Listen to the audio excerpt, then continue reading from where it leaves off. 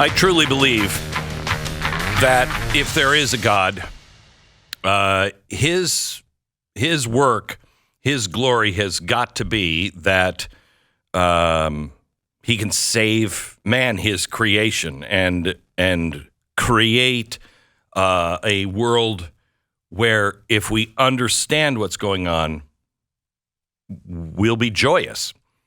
That we have joy in our life. We are meant to have joy.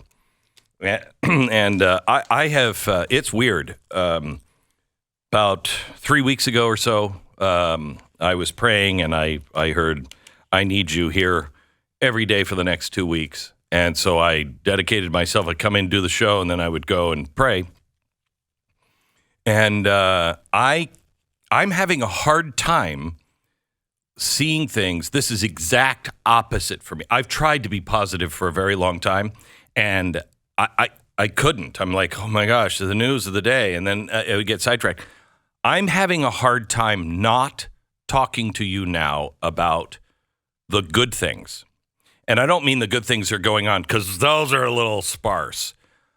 I mean just the things like you are in control of your own life. You are in control of your own emotions. You're in control. You were born for a reason. If you are locked in this trap where you are like, I'm a bad person, or I've done all these things, or I can't be of use because I'm too small, or whatever that is, that's all a lie. And I want you to know that we are not battling men or Democrats or Republicans. We are battling evil, full-fledged evil. And what does evil do? Evil perverts everything. Evil twists all the words to make you believe it doesn't exist, and that it's actually kind of a good thing, you know? Listen to this story. The Afterschool Satan Club was brought by a parent who wanted a non-Christian religious club that would be safe and inclusive for their non-Christian children. So you go to the Satanic Temple? Okay. Judgment issue there, right off the bat. Hey, Mom, I don't really think that's a good idea. The federal judge now has ruled that a Pennsylvania school district must allow an after-school Satan club. They ruled in 1962, no state-sponsored prayer, violation of the establishment. That's not true. Bring that up right now. I bet you there are people that are looking for the case. If somebody has the balls to read the Bible or say a prayer every day in a public school, and they make a good case for it, I'm telling you, that'll get in front of the Supreme Court, and I think they'd overturn this. But that was ruled in 1962.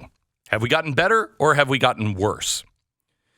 Okay, now because of free speech and all of this, you have to allow the worshiping of Satan. That's what they say. You don't. It's evil. No. So the school board in the Lehigh Valley in Pennsylvania, now they say are obligated to allow the Satanist Club. Now, listen to this. This is amazing. The Satanic Temple, which sponsors the Afterschool Satan's Club, likewise applied to use school facilities after being contacted by a local parent who hoped to bring the region a non-Christian religious club that would be safe and inclusive for their non-Christian children. They went on to claim that the programming undertaken in the name of Satan was open to all students, and it promotes the satanic virtues of benevolence, empathy. Now think of this. Benevolence, empathy. What are we talking about right now? What is in our society? Can you be a little more benevolent? Can't you help these people a little bit more? What? You have no empathy for what these people, what these kids are going through? It's been twisted. There is a point to where you say, oh my gosh, this is the 150th time you've stolen from CVS. And boy, I feel bad because you had a really tough life. But you're going to jail. Okay? There can be empathy and love, but justice must be on the other side of the scale. Justice and mercy. So they went on to say it promotes benevolence, empathy, critical thinking. Critical thinking. This comes from the dark ages where you're like, don't question. Don't even question. Well, can we not even look into that? No, that's the devil making you want to do that. I haven't heard that since I don't know when. Nobody even talks about that anymore. No, it's okay to question honest questions. But, it's like you're going to the Mercedes dealership and, because you're going to church and there's the Mercedes and you're like, okay, now let me go to the place that Biden is using now. It's all government money. It's completely corrupt. And let me talk to them about why I should have an EV. No, they're really corrupt. They have the wrong things going. It's all a scam. Oh, I think I'm going to listen and ask my questions at the Mercedes dealership. I may not buy a Mercedes, but tell me why this is the car I should have. And I'd like to know some skeptics around, but they're not part of the corrupt EV company that's just dirty. Okay? What are we doing? You're asking questions and you're going to Satanists for answers? What kind of answers do you think you're going to get, Mom? Also, problem solving, creative expression. Listen to this one. Personal sovereignty. Really? Satan was the one for personal sovereignty? Satan was the one who said, I'll rescue them all because I'll tell them exactly what to do. And you think he's for personal sovereignty. Okay. Oh, and compassion. This is what is happening now in our society. We are not battling people. People have fallen under some sort of hypnosis, some sort of spell, I swear to you. I don't know what happened to them to get them. I'm guessing it's just been a slow drip. And before you know it, you're like, yeah, the Satanist Club, that makes sense. No, it doesn't, sweetheart. It doesn't. I'm your brother. I will always love you. But I'm going to tell you the hard truth. You are on the wrong path. And it's not like we're talking about tax policies. We're talking about evil. And I don't know how people don't see that right now. Listen to this one. This is actually from Newsweek, and it was written by Ashley McGuire. And she says, it's okay to be Roman Catholic, right? That was a question that Congressman Jeff Van Drew posed to an FBI official in recent investigative hearings run by Congressman Jim Jordan. Somebody has to answer me, please. You'll forgive him for asking. The hearings ignored almost entirely, save a handful of conservative news outlets that were looking into the leaked FBI memo alleging some sort of connection between radical traditionalist Catholic ideology, in the FBI's words, and violent extremism. In its title of the memo, it states that racially or ethnically motivated violent extremist in radical traditional Catholic ideology almost certainly presents new mitigation opportunities. Does that bother you? What does that mean, new mitigation opportunities? What does that mean? You're looking for crimes? You're out there, you're not prosecuting crime. You're looking for crimes. It discusses new avenues for tripwire and source development, including through outreach to traditional Catholic parishes and the development of sources, meaning get the local priest and parishioners to spy on each other. So they say, oh, no, that was a mistake. Really? Really was it? Because that's pretty amazing, and it went out to all of the FBI nationwide. Okay.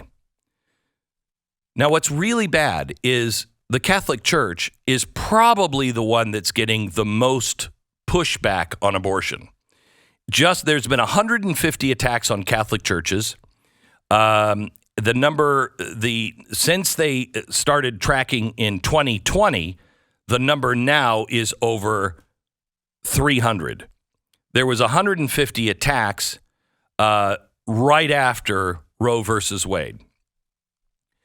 So now this Catholic president, he's overseeing a Justice Department that is targeting the Roman Catholics because they're extremists. Now, are you an extremist because you don't agree with the policy of the president? It is. Let